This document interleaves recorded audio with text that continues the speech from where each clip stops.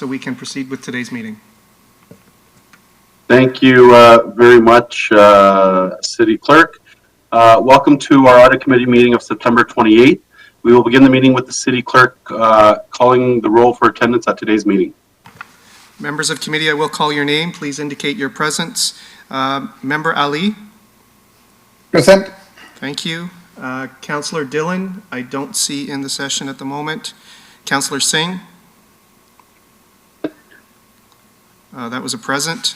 Councillor Bowman? Present. Thank you. Councillor Paleshi, I do not see in the session at the moment. Councillor Willens? Present. Thank you. Councillor Santos? Present. And Chair Medeiros is present. Member Jane and Member Zaman have indicated their regrets, so they are absent. So you have 6 members present. You do have quorum, Mr. Chair. Thank you very much. Our next item is approval of the agenda. Are there any additions? I see none. I do have a motion moved by Councillor Willens to approve the agenda, that the agenda for the Special Audit Committee meeting of September 28th be approved as published and circulated. Is there anyone opposed? I see none, so the motion carries. Declaration of interest under the Municipal Conflict of Interest Act. Do any members have a declaration of pecuniary interest under the Municipal Conflict of Interest Act for any matter to be considered on today's agenda?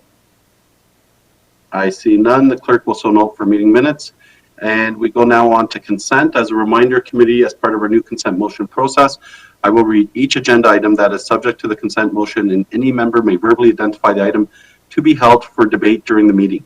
Any item not held for debate will be considered as part of the consent motion and voted on for approval. Any of the following agenda items will not be subject to the consent motion for approval: delegations, presentations, added new business, member discussion items, public question period. I'll start reading this relevant agenda items, and members can identify any items to be held for debate. Item 6.1, staff report regarding corporate fraud prevention hotline update Q2 2021. I have a question. This is Iqbal. Yes, okay, held. Item 6.2, staff report regarding fraud hotline expansion of Brampton residents. Hold, please. Okay. Item 6.3, a staff report regarding status of management action plans. Hold, please, Iqbal. Okay. Item 6.4, staff report regarding status update on internal audits referred matters. In consent. Item 6.5, a staff report regarding corporate governance audit report.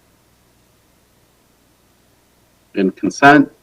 Item 11.1, open meeting exception under Section 239 of the Municipal Act, the security of the property of the municipality or local board. In consent. Item 11.2, open meeting exception under Section 239 of the Municipal Act, the security of the property of the municipality or local board. In consent.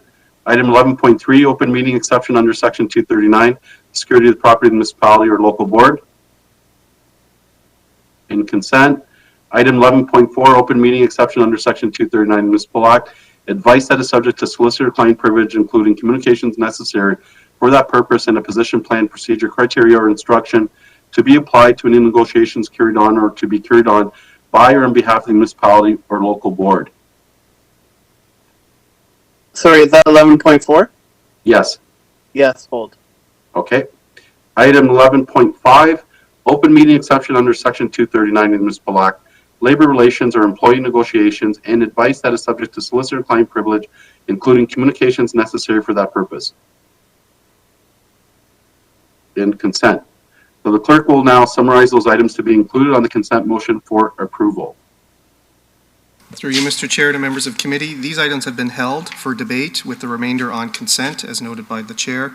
6.1, were staff report regarding the corporate fraud prevention hotline update Q2 2021, held by Member Ali. Excuse me. 6.2, a staff report regarding the fraud hotline expansion to Brampton residents, held by Councillor Bowman. 6.3, staff report regarding the status of management action plans, June 30th, 2021, held by Member Ali. Under closed session, 11.4, an open meeting exception under Section 239, 2F and K of the Municipal Act, advice that's subject to solicitor-client privilege, and a position plan, procedure, criteria, or instruction to be applied to negotiations. That item has been held by Councillor Singh. and the balance will be Peter, approved. you know what? Knowing that's the only one held and it's just a question of clarification, I'll take it offline. Then we won't need to go into close. That's okay. So thank you. So, Mr. Chair, there are all the 5 items listed on the consent, listed on the closed session will be included on the consent motion. Okay, thank you. And I do have a motion moved by Member Ali to approve the consent motion. The following items were considered to be routine and non-controversial by committee and were considered at one time. Is there anyone opposed? Oh, it's a recorded vote. My apologies. To the city clerk for a recorded vote. Recorded vote is required on the consent motion. Approval, all in favor, please indicate. Member Ali? Yes. Councillor Dillon, I do not see has joined the meeting. Councillor Singh?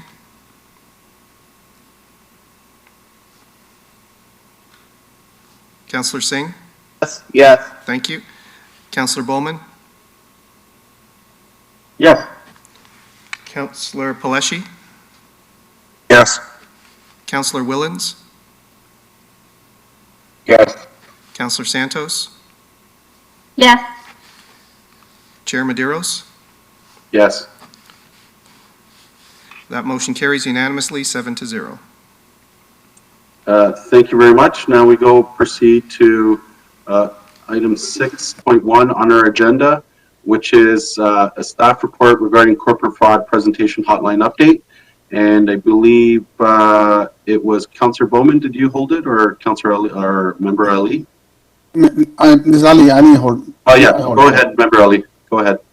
Thank you, Chair, and through Chair. For the period April 1, 2021 to June 30, 2021, which is a Q2 report, the report shows that we have received 25 new reports by the fraud hotline.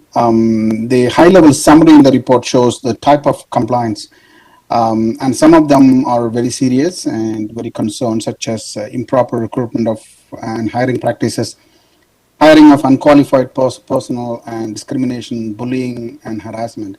And if I recall the Q1 report also has a similar concerns. So my question is that have we reported out the outcome of the investigation of the Q1? And if that is the case, what are the outcome? And when are we going to report out on the Q2? And it's all done by internal audit, or are we engaging a third party also to do the investigation? Good morning, everyone. This is Gurpreet from representing Internal Audit. Through the chair, during Q1, we have received 5 reports, out of which 2 were already closed by the time we submitted our Q1 report. Out of this, there were another 2 complaints with respect to the hiring practices, which have been referred to Deloitte, which is through the ongoing investigation. Then regarding Q2, we do have received 25 complaints as we have reported, but out of those 25, 21 complaints are of the similar nature. At this point in time, also, we have received similar complaints back in 2020 as well. So at this point in time, since that earlier investigation was outsourced to the third party, so we are actually waiting to get the outcome of that investigation before we decide and proceed with the current complaints. Thank you. And what is the expected time that we can get the report? Because looking at the nature of compliance coming from through the fraud on hotline, there's a consistency on the compliance, and particularly the hiring practice and hiring of unqualified professionals and all those. So that's the concern, and because it is really concerning, and the nature of the complaint is also getting repeated, and every time that we report it out. My question is that do we expect something to come to the audit committee fairly soon, or it's going to take much time? Through the chair, so the HR has hired the third party independently for those investigations. So if someone is present from the HR, I will let them speak about the timelines for the previous complaints, and then based on the outcome of those complaints, we can of that investigation, we can decide that whether we would want to still go ahead and launch a fresh investigation with these complaints, or we can rely based on the results of the previous investigations and then close the current complaints.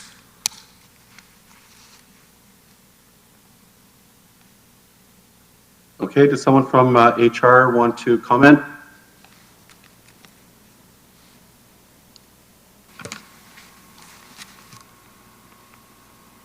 Mr. Chair, it's Peter. I don't see anybody from HR on the session at the moment. So perhaps somebody will join shortly, and I do see other members that have questions. Okay, we'll go to the other questions, but I hope that we get someone from HR, especially when we're dealing with HR issues on the agenda. So I would expect, or if we can get the Commissioner of Corporate Services, if he can, is he on?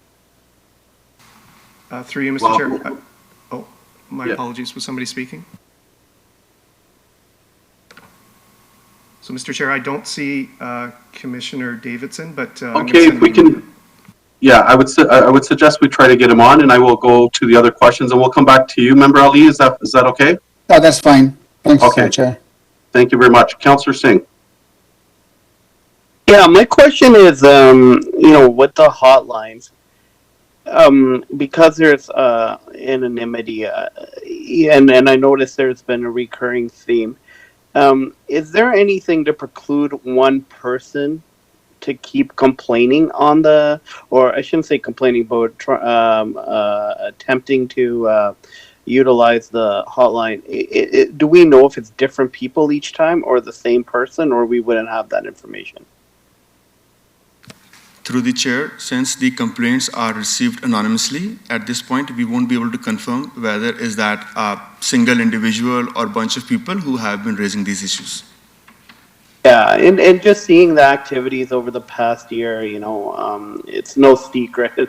There is some coordination among employees. So I would be concerned and are we talking about these complaints of a similar nature have already been investigated? Through the chair, the investigation was outsourced by HR to the third party. So I will let them speak about that, what has been the outcome of the investigation or how those complaints were dealt previously. I just, as you were answering, Member Ali, were you saying that these complaints are of a similar nature to those that have already been investigated? I think, Councillor Singh, you're referring to our director, not Member Ali, to the Director of Audit? No, I was saying he answered already to Member Ali, and I Okay. just wanted clarification if that's what he said to the director.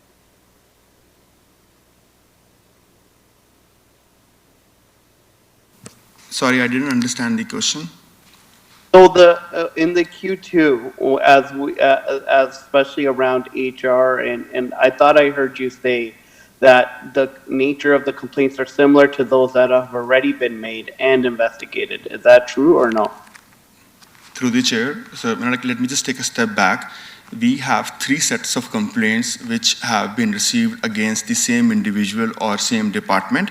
Those complaints were received back. So the first set we received was in 2019, wherein we received about 8 complaints. Then there was another batch which was received in 2020, which had about 18 complaints. And now this is the third batch which we have received in Q2 2021.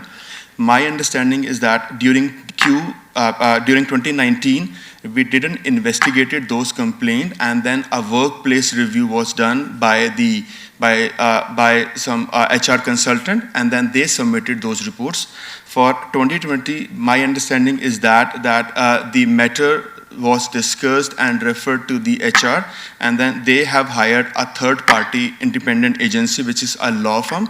And so at this point in time, I'm not sure whether they have completed their investigation or what was the work done around that.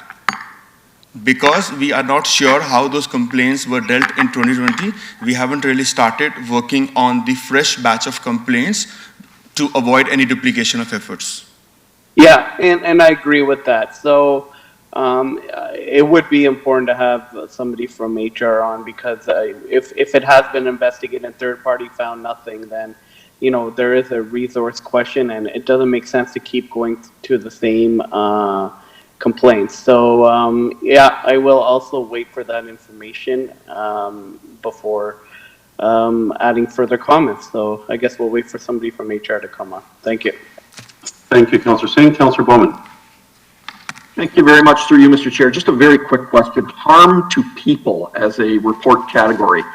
Kind of alarming. Harm to people.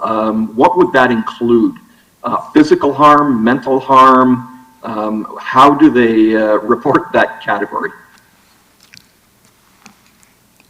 Through the chair, as someone could sort of like go to our platform and then file a complaint, there are multiple report categories which one could select.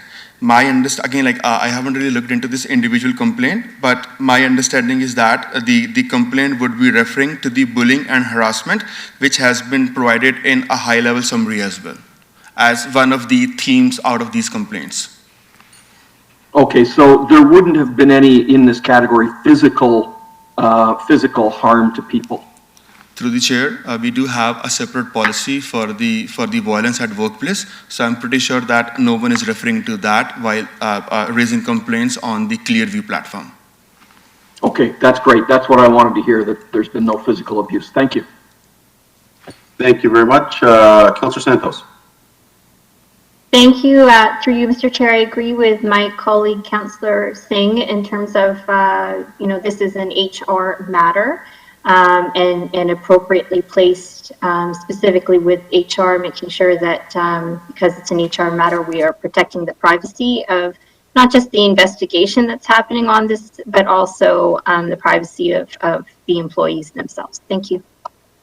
Okay, thank you, Councillor Santos. And I'll go back to Member Ali. So, thank you, Chair. I don't want to really hold the report. So, my concern is that if HR is not available, we can get an update in the next meeting. My concern is that if the nature of complaint is pretty much the same, and it is repeating pretty much every quarter since 2019, something that we need to really sort of speed up the process and get the review done, get the outcome, and then sort of close it. Otherwise, we will continuously getting it, and then we will not reach any point. So I think if a similar type of complaint is coming in every quarter, instead of wasting resources and time on it, we need to really go for a deeper dive in terms of the review, and then once we are satisfied, then we need to close it. Otherwise, we will be here receiving this type of complaints and speaking on it God knows how long. So I think we need to bring a closure to that. And if HR is not available, at least they can give us an update in the next meeting. But that's one of the main concerns that I had. Thank you. So would you like to defer this item? Deferring to the next meeting, or that's what you were asking? Yeah, so I guess I just see the CEO. So do we not have anyone from HR, someone from Commissioner of Corporate Services? City Clerk, has anyone come on? Through you, Mr. Chair, no, I haven't seen anybody yet. An email was sent to the Commissioner and to the Senior Manager, Evie, but I haven't seen any of them join yet. They may be predisposed in other meetings, I'm not sure. Okay, but I find it, as the Chair, I find it unacceptable that we have an item dealing with HR matters and we don't have anyone from HR. And, I'm almost inclined to not proceed with the meeting if this is going to be a continued pattern. I do not understand, when we have a meeting, we would expect that all staff related to these items would be here. The CEO, maybe, do you want to comment on how do we proceed and how future meetings that we can ensure that staff are here? Well, thank you, Chair Medeiros. So I'm happy to try to answer some of the questions here as well. Certainly, to your point about having HR representation with respect to anything that has to do with HR on the agenda coming forward. However, Councillor Singh and Councillor Santos also highlighted some of the important aspects of this work, and that is even with respect to Deloitte's work, many of those that had come through the anonymous web portal went to our internal audit folks. And within the internal audit bucket as well, there are some that kind of get sorted out with respect to being handled with HR, and then even HR will get a third party to review and investigate those. To Member Ali's point, many of these, they're perennial. They keep coming back every quarter, and so we need to be positioned and have the tools necessary to actually close the matter.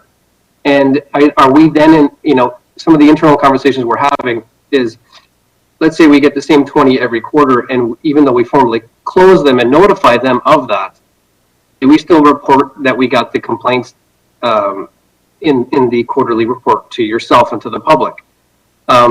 Because some of the alarm that's being raised is just the volume, but we know that, certainly there's a mechanism there for perhaps some staff or others who are not happy with the findings that they've received so far through other mechanisms, whether it be collective bargaining or collective agreements processes or many HR processes. If they're not satisfied with any result through those processes, they may and they have the ability to do this type of thing.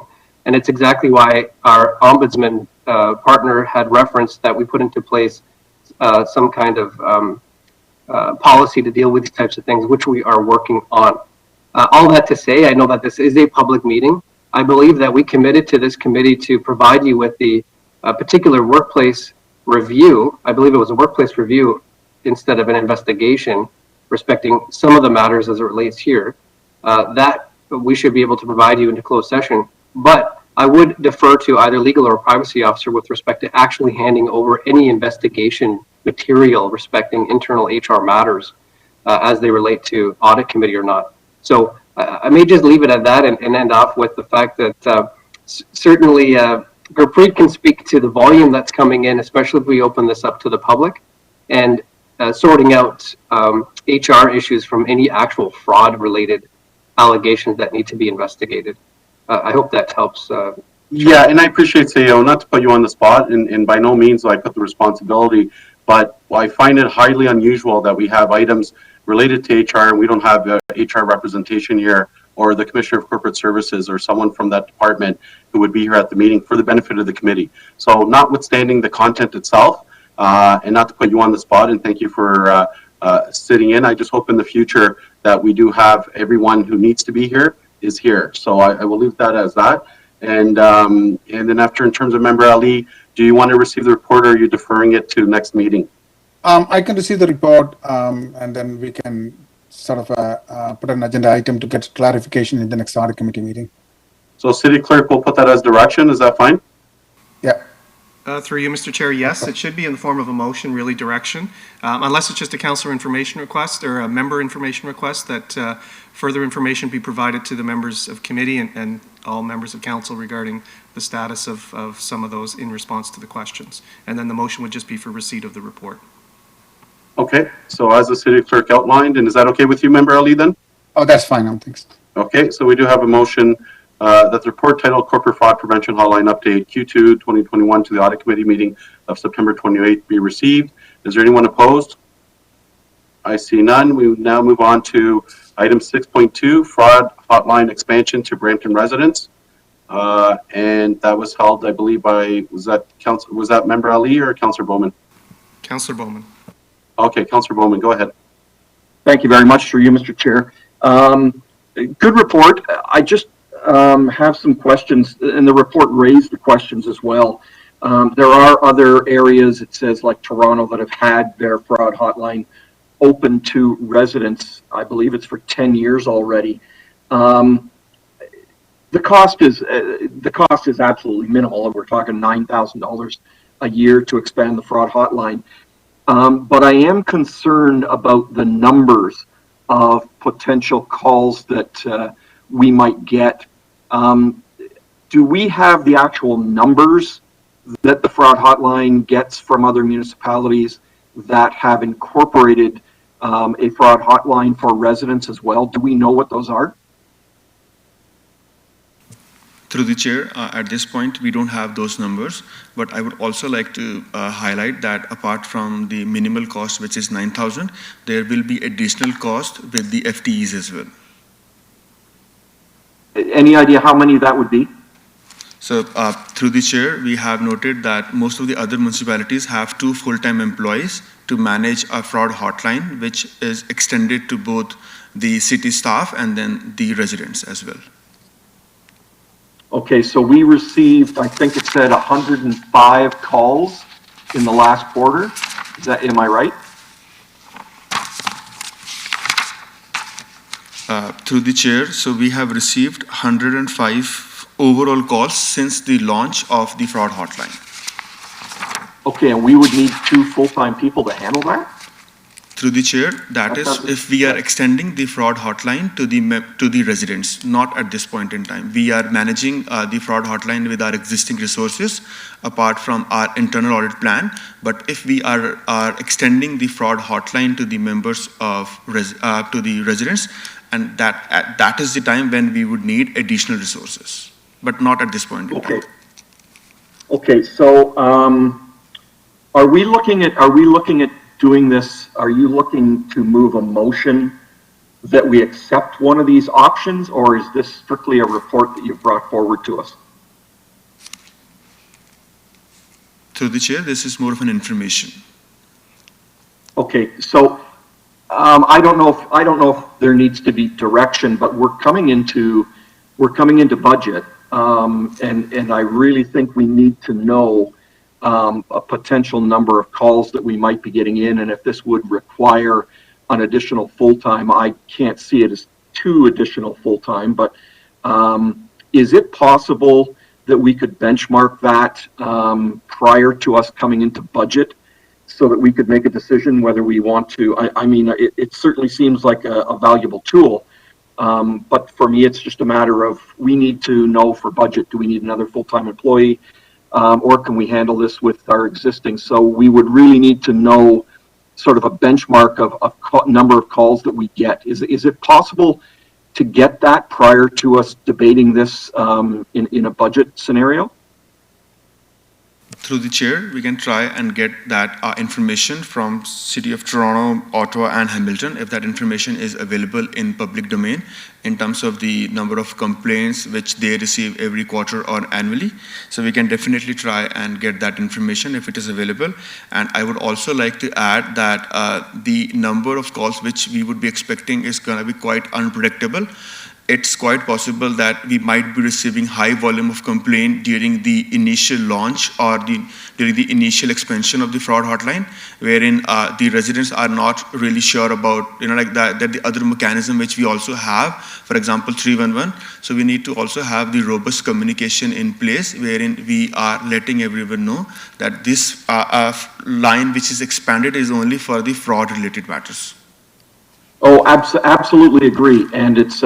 I believe it would be critical if we could also find out from 311 what sort of calls that would fit this category that should normally go to a fraud hotline if we had one, that currently go to 311. So that would be interesting to know too. So if we could get that information back, I would really appreciate that. I can receive the report, and if we can just get more information on this prior to going to budget, because I do believe it is a valuable service. Thank you. Thank you, Councillor Bowman. I see no further questions or comments, so we do have a motion moved by Councillor Bowman. Does anyone oppose? I see none, so the motion carries. Our next item is City Clerk, remind me, item 6.4. Through you, Mr. Chair, it is 6.5. I believe it is 6. My apologies. 6.3, Member Ali, status of management action plans. Go ahead, Member Ali. Thank you, Mr. Chair. Through you, Mr. Chair, the report is very helpful, and I have one question on the report. Looking at the Appendix 1 of the report, some of the recommendations are going back to 2019. It's almost 2 years, and some of the recommendations in that particular year is HR recruitment follow-up, and HR benefit phase 1. And it's almost 2 years, but it is identified not yet due. Can I get some explanation as to why it is not yet due, even though it's almost 2 years old and still open?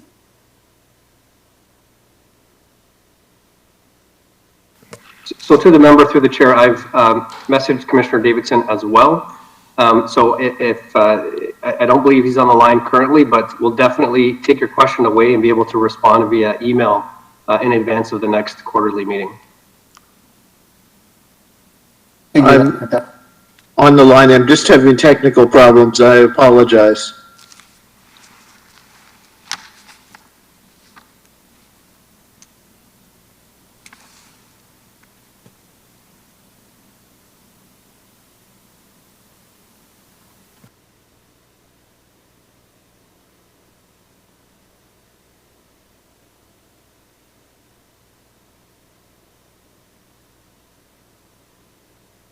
Are you ready to respond, Commissioner Davidson? No, actually, I don't have, I can respond but I cannot put on my camera just yet. Could I have a repeat of the question, please? You can see me? Okay. Yes. I can't see the screen at all. Okay. There. Okay. Member Ali, I'm if you here. just want to repeat your question. Thank you. So Thank you. looking at the Appendix 1, some of the recommendations are going back to 2019, and it's almost 2 years now. So some of the items like HR recruitment follow-up phase 2, HR benefit phase 1, even though it is 2 years since 2019, it's still identified as not yet due. Could I get an explanation as to why it is not due yet, even though it's almost 2 years old and HR related? In terms of projects that are ongoing, the HR team has lost a number of staff to work on a number of the projects, and they're running late on a number of the projects, so that no implementations have been done at this point of time.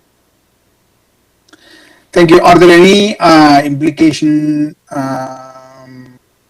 not being followed up or any implication to the process since it's not been followed up? No, where the process was previously manual in some places, those manual places still stay in effect, and they'll slow down the process potentially, but will not stop them. All right. Thank you. Thank you, Michael. Okay, thank you, Member Ali. I do have a motion moved by Member Ali to receive the report titled Status of Management Actions Plans, June 30th, 2021 by Audit Committee of September 28th be received. Anyone opposed? I see none. Our next item, so City Clerk, I'll defer to your expertise. I think we're on item 9, member question period. Okay. Any questions from members of the committee? I see none. Public question period. City Clerk, do we have any questions from members of the public? There are no questions, Mr. Chair. Thank you very much. And closed session have all been approved in consent. So our next item would be, our next item is in fact adjournment. So I have a motion moved by Councillor Bowman to adjourn today's meeting, and our next meeting is Tuesday, December 7th.